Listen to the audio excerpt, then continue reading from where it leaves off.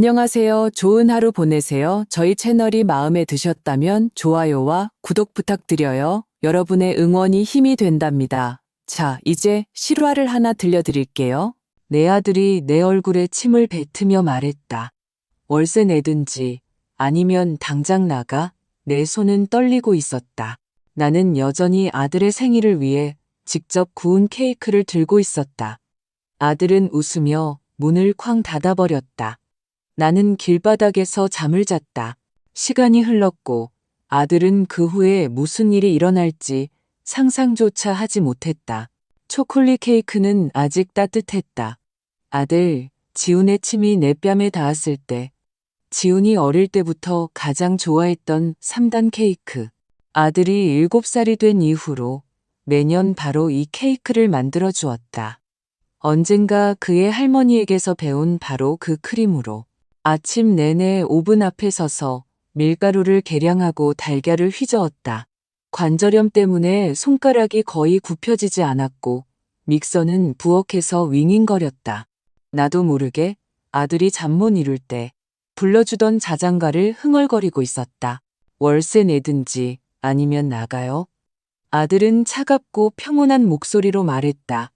환한 기색도 없이 사무적으로. 아마 커피가 충분히 뜨겁지 않을 때 자기 비서에게 말하는 투일 것이다.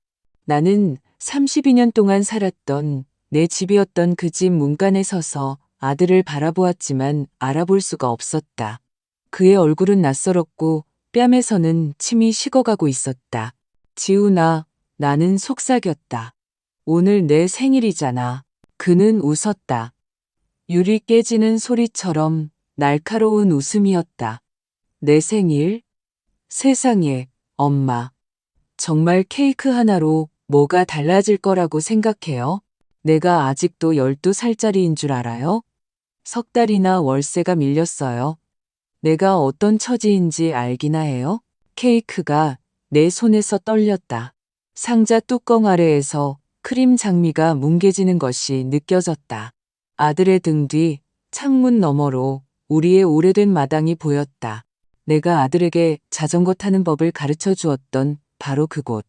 아들이 16살이 되어 흙 파는 건 촌스러운 짓이라고 선언하기 전까지 매년 봄마다 함께 토마토를 심었던 곳. 나 돈 있어. 나는 말했다. 하지만 우리 둘 다 그게 거짓말이라는 걸 알았다. 이번 달에도 기초연금이 또 삭감되었고 약값은 보험 적용이 되지 않았다. 아르바이트하던 가게에서는 나를 해고했다. 상자 나르기 힘드실 테니 더 젊은 사람을 구하겠어요. 지훈이 가까이 다가왔다.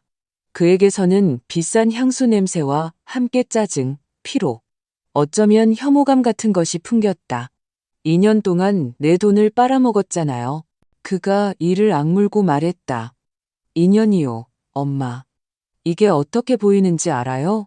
동료들이 내가 아직도 엄마를 먹여 살린다는 걸 알면 비웃어요.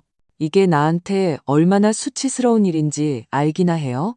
성공한 영업팀장, 통유리창이 있는 사무실, 회사차, 보너스, 출장, 이 모든 것은 나 덕분이었다. 내가 밤낮으로 일하며 그가 대학에 갈 수 있도록 대출을 받았던 그 세월 덕분이었다. 내가 널 키웠어. 나는 말했다. 내 아빠가 우리를 버리고 간 뒤에 혼자서 밤에는 건물 계단을 청소하고 낮에는 전화 상담원으로 일하고 저녁에는 버스 정류장에서 추위에 떨었어. 네가 좋은 대학에 가서 우리보다 더 나은 삶을 살게 하려고. 감사했죠. 하지만 감사가 평생의 의무는 아니잖아요. 나도 이제 내 인생이 있어요. 수진이도 있고 곧 결혼도 해야 해요. 언제까지고 엄마 문제라는 밑 빠진 독에 돈을 붓고 있을 수는 없어요. 밑 빠진 독이라니. 마치 내가 아프고 싶어서 아팠던 것처럼. 내가 평생을 바친 공장이 문을 닫은 게 내 탓인 것처럼. 나 자신보다 아들을 더 사랑한 것이 죄인 것처럼. 그럼 난 어디로 가라고? 내 목소리가 가늘고 무력하게 터져나왔다. 그는 어깨를 으쓱했다. 쉼터도 있고 사회복지 프로그램도 있잖아요. 그건 더 이상 내 할 바 아니에요. 그가 문으로 향했다. 나는 공포에 질려 문설주에 몸을 기댔다. 지훈아, 나야. 내 엄마라고. 그가 내 얼굴에 침을 뱉었다. 당신은 아무도 아니야. 그가 말했다. 그저 제때 돈 안 갚는 또 한 명의 채무자일 뿐이지. 문이 쾅 닫혔다. 자물쇠가 철컥 잠겼다. 아들이 8살 때 낯선 사람을 무서워해서 내가 가르쳐줬던 바로 그 자물쇠였다. 나는 케이크를 든 채 뺨에 침이 묻은 채 한참을 서 있었다. 그러고는 천천히 길가로 나와 차가운 보도블록 위에 주저앉았다. 얇은 바지를 뚫고 뼛속까지 한기가 스며들었다. 상자는 눈물에 젖어 눅눅해지기 시작했다. 아무도 멈추지 않았다. 이웃도 지나가는 차도 뚜껑을 열었다. 케이크는 정갈하고 따뜻했다. 3단 케이크, 크림 장미, 그리고 생일 축하해, 지훈아, 사랑을 담아라는 글씨. 엄마가 사랑을 담아. 이 얼마나 아이러니한가. 한 조각을 떼어 먹었다. 완벽했다. 부드럽고 달콤하며 은은한 바닐라 향이 났다. 이런 케이크는 말한다. 나는 기억해. 나는 너를 알아. 나는 너를 사랑해. 하지만 네가 애쓴 그 상대가 신경도 쓰지 않는다면 무슨 소용인가. 해가 지고 있었다. 하늘은 케이크 위에 크림 장미색으로 물들었다. 집집마다 불이 켜지고 누군가는 저녁을 짓고 누군가는 동화책을 읽어주고 있었다. 이 모든 것은 더 이상 나와는 상관없는 일이었다. 순찰차가 지나가다 속도를 늦췄다. 경찰관이 나를 쳐다봤다. 길바닥에 케이크를 들고 앉아있는 백발의 여자. 그리고는 그냥 가버렸다. 아마 내가 미쳤거나 술에 취했거나 혹은 그냥 자기 소관이 아니라고 생각했겠지. 완전히 어두워졌을 때 나는 깨달았다. 나는 정말로 혼자였다. 오늘 하루만이 아니라 영원히. 내가 낳고 기른 아들이 마치 내가 존재한 적도 없었던 것처럼 나를 그의 인생에서 지워버렸다. 나는 어둠이 내릴 때까지 그 보도블록에 앉아 있었다. 행인들은 그냥 지나쳐갔다. 어떤 이는 걸음을 재촉했고 어떤 이는 못 본 척했다. 서울의 4월 밤은 낮에는 따뜻해도 밤바람은 꽤 쌀쌀했다. 나는 아직 구할 수 있는 무언가가 담겨 있기라도 한 듯 케이크 상자를 끌어안았다. 몸이 얼어붙을 것 같았다. 나는 천천히 일어섰다. 관절이 쑤시고 머리가 띵했다. 가방도 열쇠도 없이 그저 손에 든 케이크와 텅 빈 마음뿐인 채로 발길 닿는 대로 걸었다. 거의 무의식적으로 버스 정류장에 도착해 벤치에 앉았다.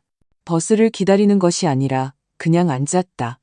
벤치는 차가운 금속이었고 등이 아팠지만 어떤 면에서는 그 통증이 위안이 되었다. 적어도 그건 진짜였으니까. 만질 수 있는 것이었으니까. 나머지는 모두 꿈만 같았다. 30살쯤 되어 보이는 청년이 지나가다 나를 보고 멈춰섰다. 할머니, 어디 안 좋으세요? 나는 고개를 저었다. 한마디도 할 수 없었다. 그는 가버렸고 그게 맞았다. 나는 화나지 않았다. 그가 그래야 할 의무는 없으니까. 나중에 왜 그랬는지는 모르지만 가까운 24시간 편의점에 가서 물 한 병과 일회용 포크를 샀다. 외투 주머니에 있던 동전으로 값을 치르고 다시 거리로 나왔다. 낡은 건물 지하로 내려가는 계단 앞 콘크리트 턱에 앉아 상자를 열고 케이크를 한 조각 더 먹었다. 배고파서가 아니라 울지 않기 위해서였다. 여전히 맛있었다. 크림이 조금 녹았지만 맛은 변하지 않았다. 나는 먹으면서 지훈이가 어렸을 때 믹서날을 핥던 모습, 케이크가 식기를 기다리던 모습을 떠올렸다. 지금 그는 29살이고 수진이가 있고 직장과 야망이 있다. 그리고 나는 길거리에서 케이크를 먹는 버려진 엄마다. 오랜만에 처음으로 내 안에서 무언가 끊어지는 것을 느꼈다. 마치 모든 것을 지탱하던 가느다란 실이 툭 끊어진 것처럼. 밤이 되자 정말 추워졌다. 나는 카메라에 찍히거나 눈에 띄지 않으려고 애쓰며 동네를 배회했다. 아파트 현관, 골목, 버스 정류장에 숨었다. 잠을 잘 수도 자고 싶지도 않았다. 너무 무섭고 너무 굴욕적이었다. 그렇게 첫날 밤이 지나고 둘째 밤 그리고 셋째 밤이 지났다. 나는 동네에서 무료 급식을 주는 곳을 알게 되었다. 영등포역 근처의 한 급식소에 들어가 뜨거운 국과 빵 한 조각을 받았다.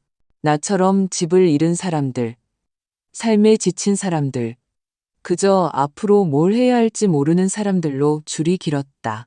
2주째 되던 어느 날 나는 쉼터를 찾았다.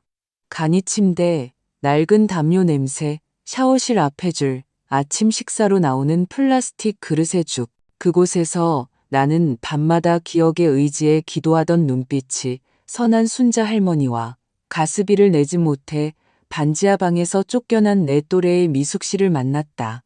우리는 10개의 침대가 놓인 한 방에서 말없이 잠을 잤다. 밤새 들려오는 기침 소리, 무거운 외로움의 냄새. 아침이 되면 우리는 각자의 갈 길을 갔다. 눈에는 희망도 연민도 없었다. 그저 살아남는 것에 대한 습관만이 있을 뿐이었다. 나는 익숙해졌다. 사라지는 법을 배웠다. 아무도 눈치채지 못하게 움직이고, 시선을 끌지 않게 앉아있고, 묻지 않으면 말하지 않는 법을, 군중 속에서 그림자가 되는 법을. 가장 힘든 것은 굶주림도 추위도 아니었다. 다른 것이었다. 바로 습관. 엄마라는 습관. 잠에서 깨면 첫 번째 생각은 지훈이한테 전화해서 밥 챙겨 먹으라고 해야지, 어떻게 지내는지 물어봐야지였다. 그러다 현실을 깨닫고는 침대에 말없이 앉아 천장을 바라보았다. 근육의 기억, 이성이 멈춰 라고 소리쳐도 심장은 기억하고 있었다. 23번째 날 나는 맥도날드에 앉아 있었다. 작은 커피 한 잔을 시켜놓고 최대한 오래 버티며 와이파이를 잡았다. 바닥 청소라도 좋으니 무슨 일이든 구하려고. 옆 테이블에서 두 여자가 무언가 이야기하고 있었다. 일부러 듣지 않으려 했지만 목소리가 컸다. 상상이 나가? 어제 말도 없이 그만뒀대. 할머니가 6시간 동안 기저귀도 못 갈고 계셨다잖아. 끔찍해. 옛날 사람들은 안 그랬는데 요즘 애들은 손에서 스마트폰을 놓지를 않아. 나는 돌아보았다. 왜 그랬는지는 모르겠다. 그냥 말했다. 죄송한데 혹시 간병인 얘기하시는 건가요? 그들은 나를 유심히 쳐다봤다. 나는 내 몰골이 어떨지 바로 느꼈다. 낡은 외투, 감지 않은 머리, 지친 얼굴, 그리고 마지막 버팀목처럼 손에 쥔 종이컵. 경험 있으세요? 나이 들어 보이는 여자가 물었다. 나는 생각했다. 있었지. 나는 어머니가 돌아가시기 전 3년 동안 간병했다. 먹이고 씻기고 특히 상태가 안 좋으신 밤에는 뜬 눈으로 밤을 새웠다. 간병인이나 다른 도움 없이 전부 혼자서요. 네, 있어요. 나는 담담하게 말했다. 그날 바로 나는 성북구의 한 주택 앞에 서 있었다. 낡은 단독주택, 기울어진 담장, 벗겨진 페인트. 하지만 입구에는 화분에 담긴 꽃과 깨끗한 창문이 있었다. 누군가 여전히 애쓰고 있다는 증거였다. 마르고 백발이 성성하지만 날카로운 눈빛을 가진 여자가 문을 열었다. 보통 보내주는 사람들이랑은 좀 다르시네요. 그녀가 말했다. 보통은 젊은 애들이 와서 온종일 스마트폰만 들여다보고 이어폰 끼고 있어서 내가 숨 쉬는 소리도 못 듣던데 저는 스마트폰도 이어폰도 없어요. 나는 솔직하게 대답했다.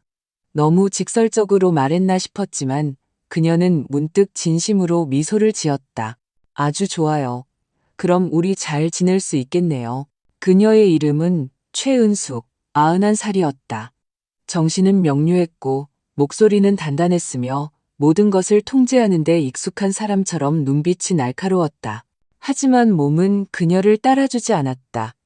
뇌졸중, 관절염, 당뇨. 오른쪽은 거의 움직이지 못했다.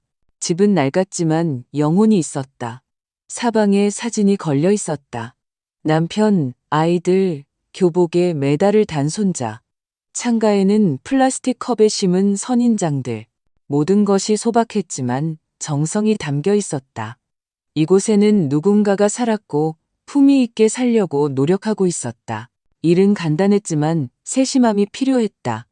식사를 준비하고 씻는 것을 돕고 약을 챙기고 집을 정돈하고 무서울 때 곁에 있어주는 것. 보수는 많지 않았지만 돈이 중요한 게 아니었다. 중요한 것은 내가 다시 누군가에게 필요한 존재가 되었다는 것이었다. 나는 그녀가 가운을 입는 것을 돕고 넘어지지 않게 살피고 그녀가 조용한 한숨과 함께 천천히 먹는 죽을 끓였다. 나는 그녀에게 소설책을 읽어주다가 나중에는 추리소설을 읽어주었다. 주인공이 어리석은 짓을 하면 분개했고 엉뚱한 사람과 사랑에 빠지면 깔깔 웃었다. 때로는 그냥 말없이 차를 마시며 창밖에서 누군가 잔디 깎는 소리를 들었다. 그녀는 남편을 회상했다. 우리 영감, 고집은 셌지만 참 올곧은 사람이었지. 그녀는 그렇게 말하며 미소 지었다. 그녀는 내가 왜 여기에 있는지 결코 묻지 않았다. 하지만 그녀의 눈빛에는 이해심이 담겨 있었다. 마치 누구에게나 바로 펼쳐 보이기 힘든 사연이 있다는 것을 안다는 듯이. 한 달 후 그녀가 제안했다. 내 집으로 들어와요.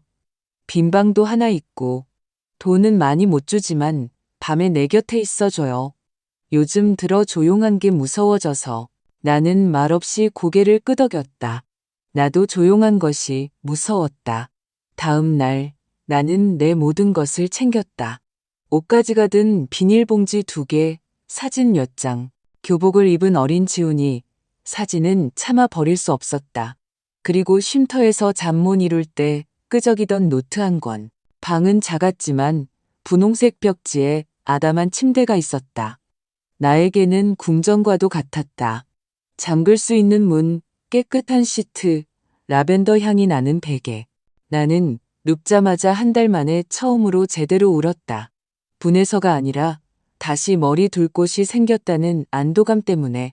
일은 생각보다 더 복잡했다.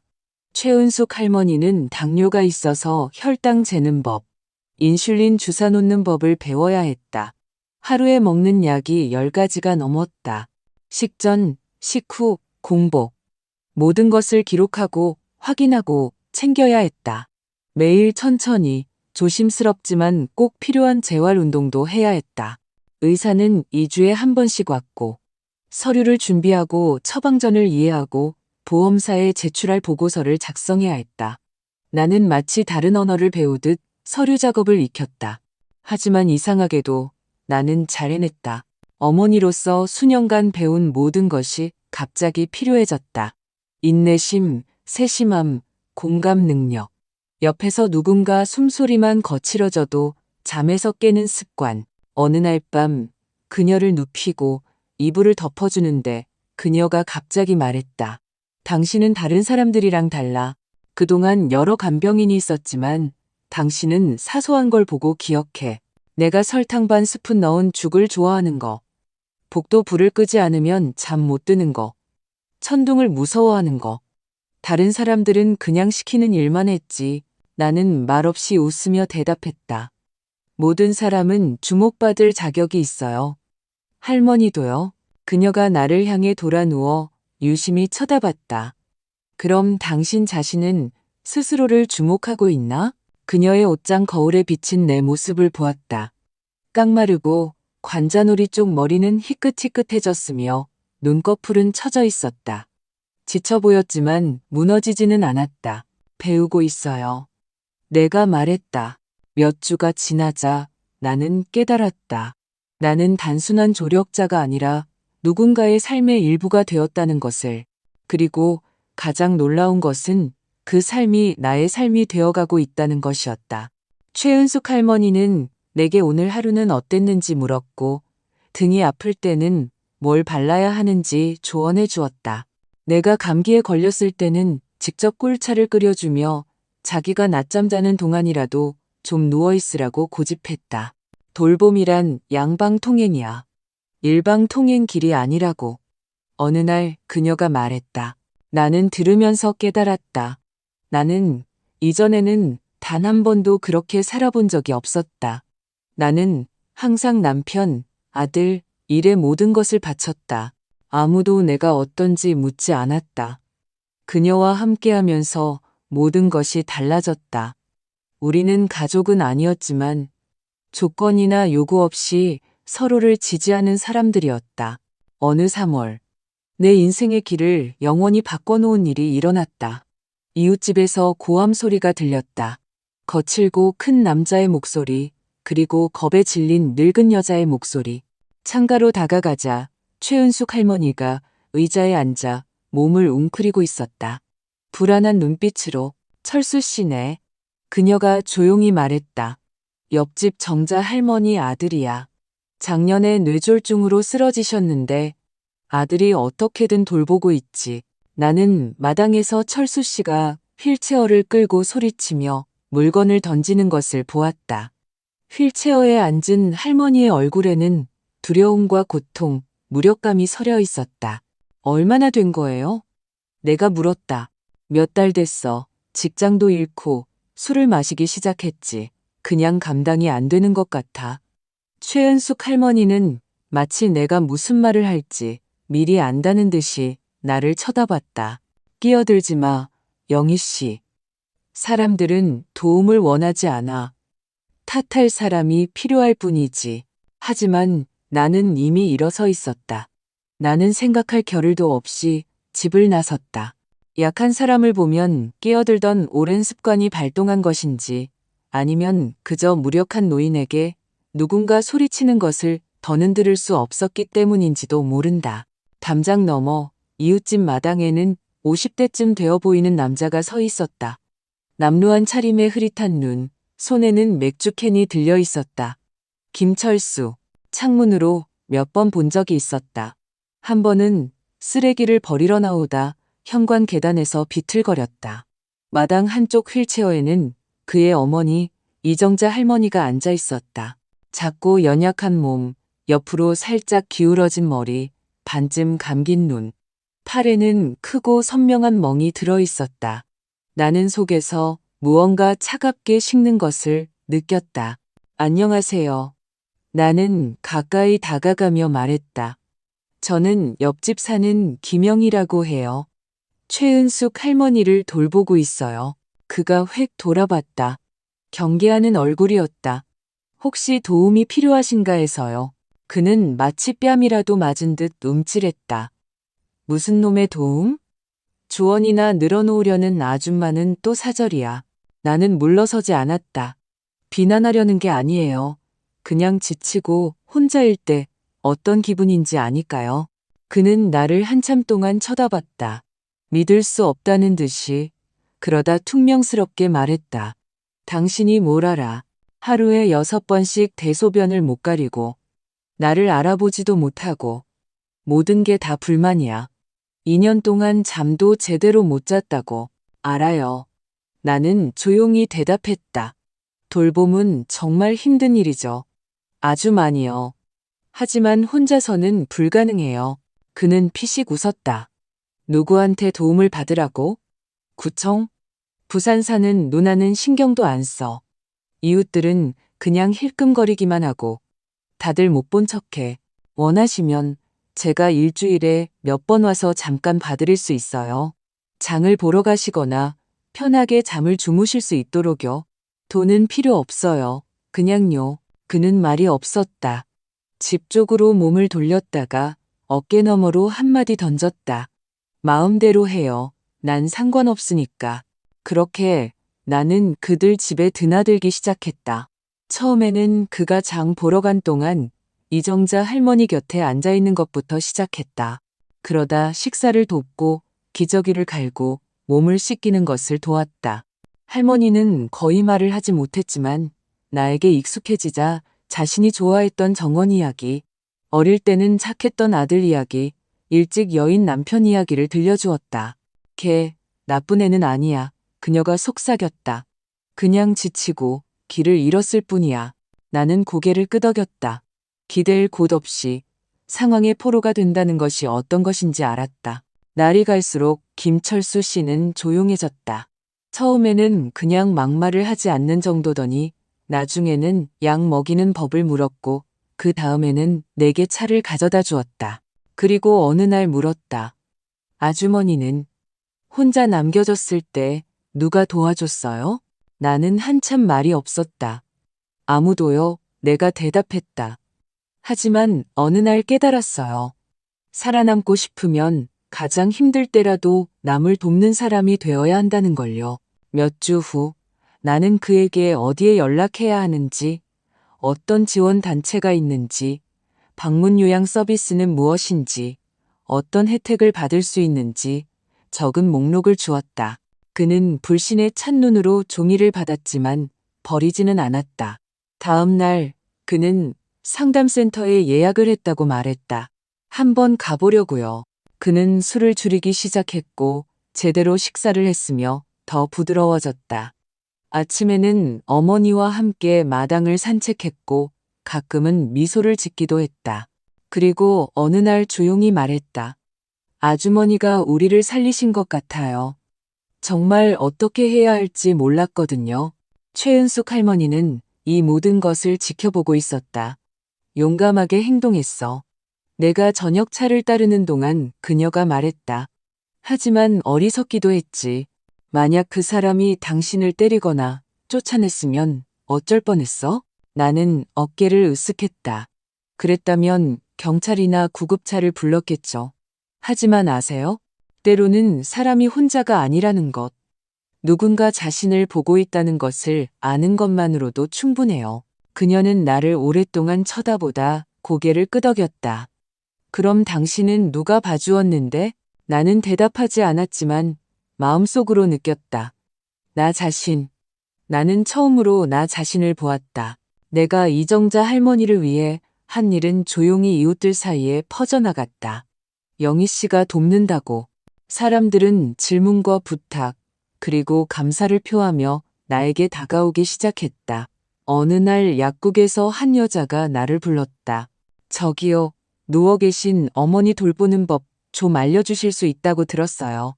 서류랑 의사 선생님 말씀이 너무 복잡해서요. 나는 차분히 어려운 말 없이 설명해 주었다. 낯선 무력감 앞에서 당황하고 두려워하는 것이 어떤 의미인지 알았기 때문이다. 반년 후 나는 이미 세 가정을 돕고 있었다. 누군가는 일주일에 2번, 누군가는 한 달에 1번, 그저 미치지 않기 위해 이야기를 나누러 나를 불렀다. 그리고 어디에서나 똑같은 눈빛을 보았다. 지치고 불안하고 간청하는 눈빛. 사람들은 돈을 원하지 않았다. 그들은 지지를 원했다. 누군가 와서 당신은 미치지 않을 거예요. 우리 함께 해낼 수 있어요. 라고 말해주기를. 나는 전문 자격증이 있는 전문가가 아니었다. 나에게는 오직 경험, 잊혔다는 것이 어떤 것인지 아는 마음, 그리고 다시 필요해진 2손뿐이었다. 최은숙 할머니는 이 모든 것을 곁에서 지켜보았다. 당신은 중요한 사람이 되어가고 있어. 사람들이 당신에게 끌리고 있잖아. 어느 날 그녀가 말했다. 나는 고개를 저었다. 아니에요. 저는 그저 쓸모 있는 사람일 뿐이에요. 그건 좀 다른 거죠. 그녀가 미소 지었다. 쓸모 있다는 것, 그게 바로 팡파르 없는 중요함이야. 봄은 서서히 여름으로 바뀌었다. 동네는 일찍 깨어났다. 누군가는 잔디에 물을 주고, 누군가는 배관공과 다투고, 누군가는 개를 산책시켰다. 나는 이제 거의 모든 사람을 알았다. 이름이 아니라 눈빛과 질문으로. 기저귀가 쓸리지 않게 어떻게 갈아주나요? 이 약들은 식전이에요. 식후예요. 어머니가 자꾸 헷갈려 하시는데 기분 상하지 않게 어떻게 말씀드려야 하죠? 나는 차분하고 자세하게 당황하지 않고 대답했다. 돌봄과 단둘이 남겨지는 것이 어떤 것인지 알았기 때문이다. 내가 겪었던 모든 것이 갑자기 다른 사람들을 위한 버팀목이 되었다. 나는 눈물로 지새운 낮과 밤, 병원 대기실에서 보낸 시간들을 단 하루도 후회하지 않았다. 모든 것이 지금 의미를 가졌다. 어느 날 동네 병원에서 노인병 전문의인 박 선생님과 마주쳤다. 60대의 단정한 여성이었다. 우리는 이야기를 나누었다. 나는 최은숙 할머니의 진료에 동행해 서류를 돕고 진단명을 설명해주고 있었다. 의사가 놀라며 물었다. 의료인이신가요? 아니요. 그냥 삶이 가르쳐줬어요. 다음 진료 때 그녀가 갑자기 말했다. 공부를 해보시는 게 어때요? 직관력도 있고 설명도 잘하시네요. 자격증이 있으면 더 큰 규모로 일할 수 있을 텐데요. 나는 오랫동안 고민했지만 결국 노인 요양보호사 야간 과정에 등록했다. 59배 공부라니 웃기는 일이었지만 나는 학생처럼 노트를 들고 흥미롭게 수업에 갔다. 교실에서 나는 가장 나이가 많았다. 다른 아이들은 젊은 학생들이었고 어떤 아이들은 나를 영희 이모님이라고 불렀다. 처음에는 거슬렸지만 나중에는 재미있게 느껴졌다. 나는 치매, 노인성 불안, 심장 부담에 대한 강의를 들으며 모든 주제에서 얼굴들을 떠올렸다. 최은숙 할머니, 이정자 할머니, 다른 돌봄 대상자들. 이전에는 단지 감정과 직감이었던 모든 것이 이제 단어와 도표, 설명으로 구체화되었다. 똑똑하고 엄격한 강사님이 나를 금방 알아보았다. 선생님 지식은 책에서 나온 게 아니라 안에서 우러나온 것 같아요.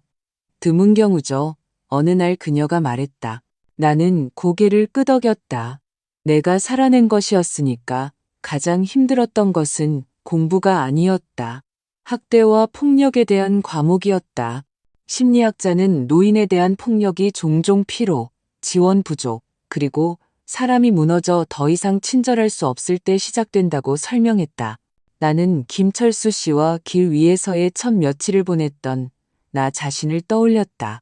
아무도 잡아주지 않을 때 무너지는 것이 얼마나 쉬운 일인지. 강의가 끝나고 나는 강사님에게 다가갔다. 만약 어떤 사람이 벼랑 끝에 서 있는데 도움을 거부하면 어떻게 해야 하나요? 그녀는 나를 아주 유심히 쳐다봤다. 그럴 땐 당신이 할 수 있는 모든 것을 하는 거예요. 문턱까지는 데려다 줄 수 있지만 그 다음은 그의 선택이죠. 중요한 건 그가 혼자가 아니라는 걸 알게 해주는 거예요. 수업을 듣는 동안에도 내 주변의 삶은 계속되었다. 동네에서는 이미 내 이름을 알고 있었다.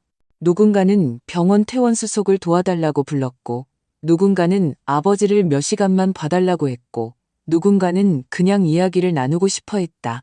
나는 연결고리 같은 존재가 되었다. 한 집에 기저귀가 없으면 나는 여분이 있는 집을 알았다. 누군가 지쳐 있으면 대신해줄 사람을 찾아주었다. 나는 전화번호, 지원제도, 상담사 주소, 방문 간호사 정보를 인터넷이 아니라 직접 발로 뛰며 알았다. 나는 이 모든 것을 한 사람에게서 다른 사람으로 이어지는 다리처럼 모았다.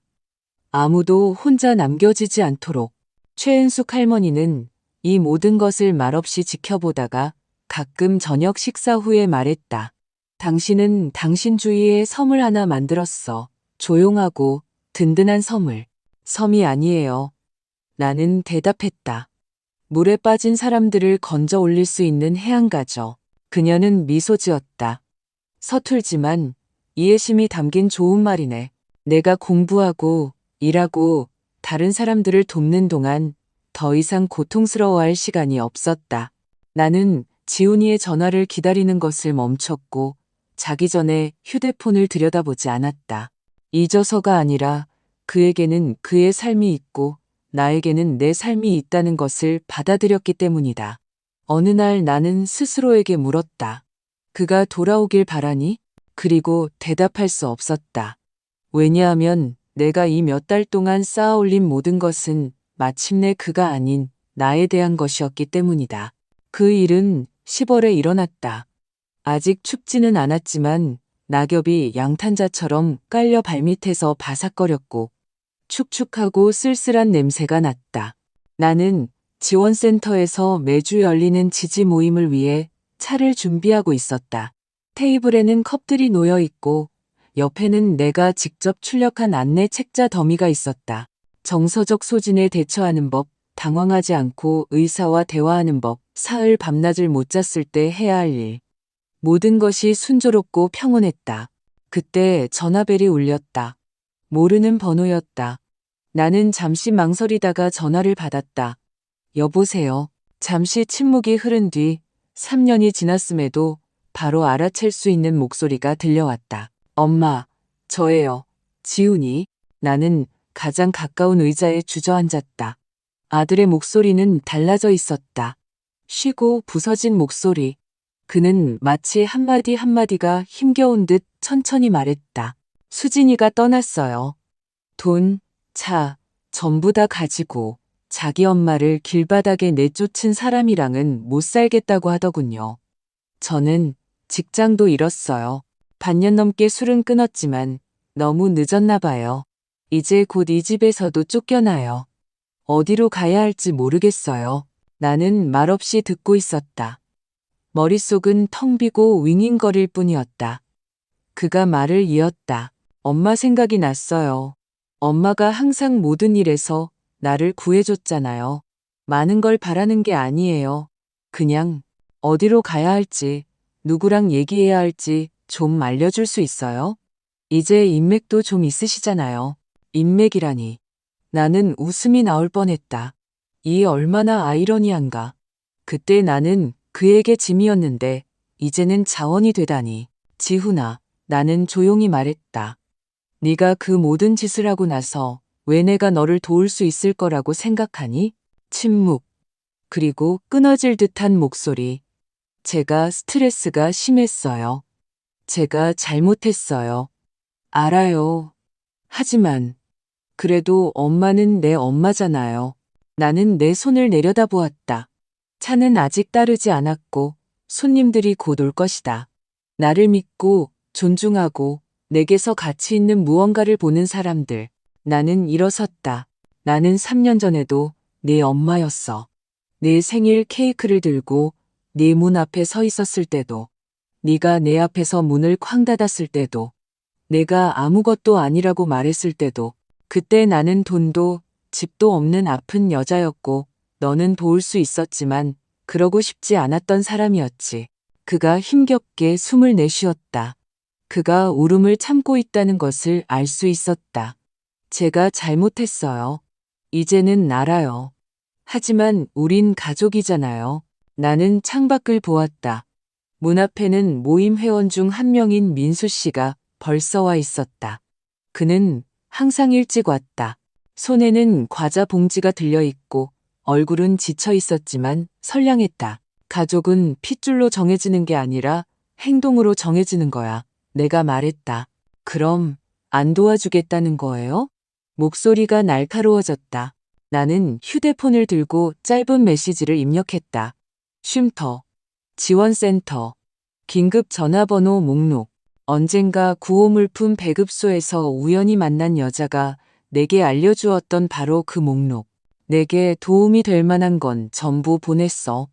하지만 나는 내 감정 쓰레기통이 되어주지도 내 은행이 되어주지도 않을 거야. 내게 문을 열어주지 않을 거야. 화가 나서가 아니라 내가 이 3년 동안 쌓아 올린 것을 지키기 위해서야. 그러니까 아들을 길바닥에 버리시겠다? 익숙한 압박감. 아니, 지훈아. 나는 네가 나에게 했던 것과 똑같은 일을 하는 거야. 나는 나 자신을 선택하는 거야. 그는 말이 없다가 물었다. 내가 미워요? 나는 생각에 잠겼다. 이상하게도 미움은 없었다. 한 방울도. 그저 차갑고 어른스러운 명료함만이 있었다. 아니, 밉지 않아. 하지만 더 이상 네가 필요하지도 너를 믿지도 않아. 그리고 네가 내가 힘들게 쌓아 올린 것을 다시 부수는 걸 원하지 않아. 그가 잠시 침묵하더니 속삭였다. 나를 용서했어요? 나는 차분하게 대답했다. 내 안에 독을 품고 살지 않기 위해 나 자신을 용서했어. 하지만 그게 너를 다시 받아들이고 싶다는 뜻은 아니야. 너도 너를 용서하고 다시 시작해. 다른 곳에서 다른 사람과 너 자신과 함께. 나는 전화를 끊었다. 1분, 2분 정도 서 있었다. 숨이 고르게 돌아왔다. 휴대폰에 그에게서 긴 비난의 메시지가 도착했다. 엄마는 나쁜 엄마였어. 존중받을 자격 없어. 아들을 버렸어. 나는 끝까지 읽지 않고 삭제 버튼을 눌렀다. 때로는 사람들이 구원받기를 원하지 않는다는 것을 알았기 때문이다. 그들은 그저 누군가가 계속해서 자신들을 구덩이에서 꺼내주기만을 바랄 뿐이다. 그리고 나는 더 이상 그럴 의무가 없었다. 그날 지훈이와의 통화 후 나는 다시 원형으로 의자를 배열했다. 사람들이 하나둘씩 도착했다. 변함없이 과자 봉지를 들고 온 민수 씨. 지친 얼굴이지만 더 이상 공황 상태는 아닌 사라 씨. 입을 굳게 다문 채 말없이 들어오는 마리아 씨. 우리는 거창한 말을 하지 않았다. 그냥 앉아서 시작했다. 나는 이 모임을 거의 1년째 이끌고 있었다. 매달 새로운 얼굴, 새로운 이야기, 새로운 고통이 있었다. 어떤 사람은 한 번만 왔고, 어떤 사람은 오래 머물렀으며, 어떤 사람은 남았다. 나는 불안으로 가득 찬 그 눈빛들과 지친 목소리들을 속속들이 알았다. 어머니가 또 밤새 잠을 못 주무셨어요. 이런 생활을 어떻게 해야 할지 모르겠어요. 치매 걸린 남편이 저를 전처랑 헷갈리기 시작했어요. 무섭고도 웃긴데 웃음이 안 나와요. 가끔 아버지를 보면 화가 나요. 그러고 나면 눈물이 날 정도로 죄책감이 들어요. 제가 나쁜 사람인 것 같아요. 나는 듣고 비난하지 않고 그저 곁에 있어 주었다. 가끔은 물었다. 마지막으로 혼자서 식사한 게 언제예요? 3시간 이상 푹 주무신 적은요? 누군가 당신에게 당신은 어때요? 라고 물어본 적이 있나요? 이 질문들은 사람들을 당황하게 만들었다. 다른 사람을 돌보는 과정에서 가장 먼저 잃게 되는 것이 바로 자기 자신이었기 때문이다. 내가 이 모임을 이끄는 것은 바로 이 때문이었다. 심리학자도 의료인도 아닌 사라진다는 것과 다시 돌아온다는 것이 어떤 의미인지 아는 사람으로서 어느 날 모임이 끝나고 민수 씨가 가장 늦게까지 남아 천천히 서류를 정리했다. 내가 부엌에서 컵을 씻고 있을 때 그가 다가왔다. 영희 씨는 다른 분들과는 달라요. 나는 웃었다. 그런 말 들어봤어요. 고집 센 할머니라고. 그가 고개를 저었다. 아니요. 그냥 들어주시는 게 아니에요. 알고 계시잖아요. 그건 다른 거예요. 나는 말이 없다가 말했다.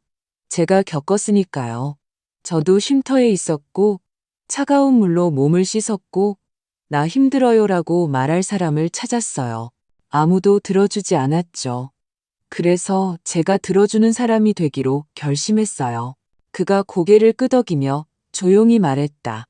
다른 사람들이 모두 외면할 때 떠나지 않아 주셔서 감사합니다. 내 이름은 동네에서 점점 더 자주 들려왔다. 약국에서는 영희 씨에게 물어보세요. 알려줄 거예요. 라고 했고, 병원에서는 새로운 사람들을 내게 보냈다. 그분이 서류도 도와주고 사람답게 설명해 줄 거예요. 나는 자료를 모으기 시작했다. 정보, 전화번호, 단계별 절차가 담긴 파일들로 작은 도움의 도서관을 만들었다. 사람들은 와서 빌려가고 돌려주고 내용을 덧붙였다. 모든 것이 정직함 위에서 돌아갔다. 나는 이것으로 돈을 벌지도 한 푼도 요구하지도 않았다.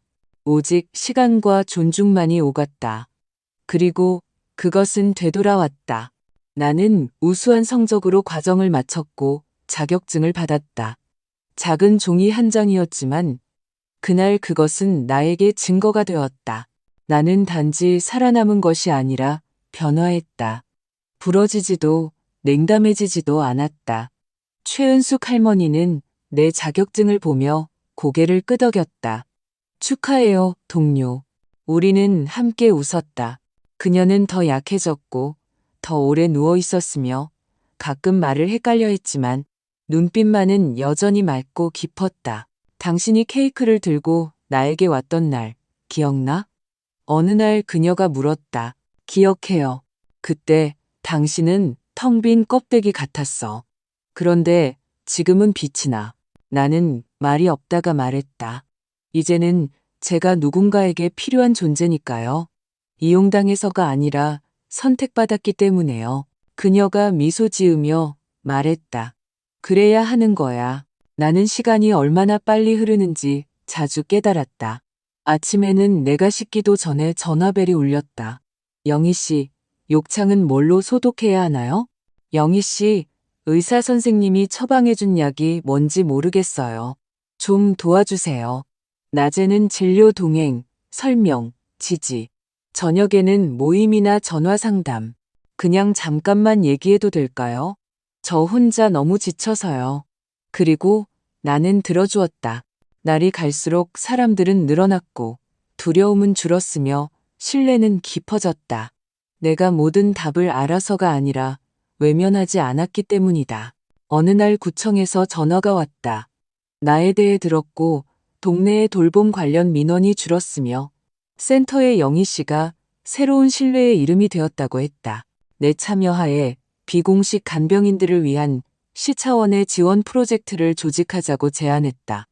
나는 처음에는 믿지 못하다가 이내 동의했다. 이것은 새로운 차원이었다. 단순히 한 가정을 돕는 것이 아니라 서로가 서로를 돕도록 만드는 것. 나는 첫 모임을 소집했다. 강당에 30명의 사람들이 모였다. 알츠하이머를 앓는 어머니를 둔 사람, 누워있는 할아버지를 둔 사람, 장애가 있는 여동생을 둔 사람. 나는 그들 앞에 서서 서류를 들고 심호흡을 했다. 저는 보이지 않는 존재가 된다는 것이 어떤 것인지 압니다. 아무도 당신은 어때요? 라고 묻지 않을 때 도움이 수치스럽고 고통이 오롯이 당신의 문제가 될 때. 하지만 여기서 우리는 다르게 이야기할 겁니다. 여기서 당신은 혼자가 아닙니다. 그들은 나를 쳐다봤다. 나는 그들의 눈에서 점차 안도감이 피어나는 것을 보았다. 누군가는 눈물을 흘렸고 누군가는 가볍게 고개를 끄덕였으며 누군가는 마침내 숨을 쉴 수 있다는 듯이 깊은 숨을 내쉬었다. 내가 초콜릿 케이크를 들고 문 앞에 서 있던 그날로부터 벌써 3년이 넘게 흘렀다. 이제 그날은 마치 꿈속의 일처럼 다르게 느껴진다. 지훈이는 더 이상 전화하지 않았다. 그의 메시지는 읽지 않았다. 가끔 전화번호부에서 그의 이름을 스치듯 보고는 차분하게 삭제 버튼을 누를 뿐이다. 나는 화나지도 기다리지도 않는다. 나는 그저 살아간다. 나에게는 일이 있고 창가에 꽃이 있는 방이 있으며 당신이 아니었다면 저는 버티지 못했을 거예요. 라고 말해주는 사람들이 있다. 가끔 늦은 저녁 나는 낡은 노트에 적는다. 오늘 나는 누군가가 무너지지 않도록 도왔다. 그러니 헛된 하루가 아니었다. 최은숙 할머니는 어느 날 밤 조용히 잠든 채 깨어나지 않았다. 우리는 품위 있게 공황이나 두려움 없이 작별했다. 나는 곁에 앉아 진정으로 사랑하는 사람의 손을 잡듯 그녀의 손을 잡고 있었다. 장례식이 끝나고 나는 그 집에 남았. 그녀는 살아생전에 나에게 위임장을 작성해 주었고 편지를 남겼다. 당신은 내 노년을 벌이 아니라 평온한 마지막으로 만들어 주었어. 여기서 살면서 계속 사람들을 도와줘. 여기서는 당신을 환영하니까. 이제 매일 아침 나는 마당으로 나가 우리가 함께 심었던 꽃에 물을 준다. 그러고는 센터로 사람들 곁으로 간다. 외로움 속에서 말을 찾는 사람들, 잠 못 자고도 온 사람들, 약해지는 것을 두려워하면서도 남은 사람들 곁으로 나는 그들과 원을 이루어 앉아 말한다. 간단한 것부터 시작하죠. 오늘의 당신은 누구인가요? 지쳤나요? 화가 났나요? 텅 비었나요? 전부 괜찮습니다. 중요한 건 당신이 여기 왔다는 겁니다. 그리고 이 순간 나는 내가 있어야 할 곳에 있다는 것을 안다. 나는 더 이상 문 밖으로 쫓겨난 엄마가 아니다. 나는 폐허 속에서 다른 사람들과 나 자신을 위해 천천히 정직하게 자신의 삶을 다시 세운 여자다.